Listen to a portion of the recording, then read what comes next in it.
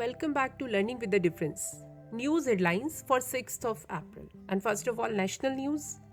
On Thursday, Union Home Minister Amit Shah inaugurated BSF's floating border outpost at Bengal's Hingalganj in Sundarbans area. 211 arrested so far after clashes in Jodhpur on Eid.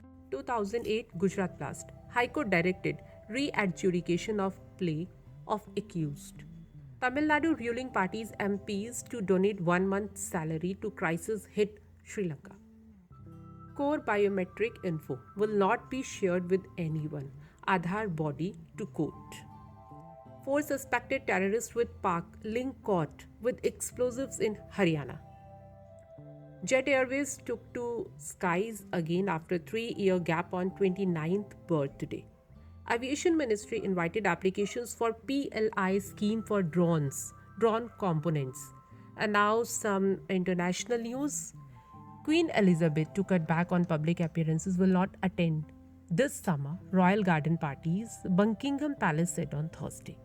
3-year-old Australian girl left unattended for 6 hours in school bus in hot weather, now fighting for life. Astronaut team of 4 aboard space station heads back to Earth.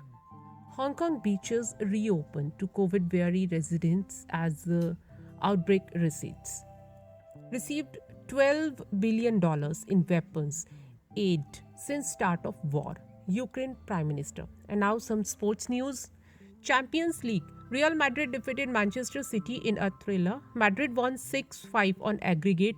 Madrid will face Liverpool in the Champions League final. Royal challenges Bangalore. Pacer Josh Hazelwood described the 13-run victory over Chennai Super Kings as the most important.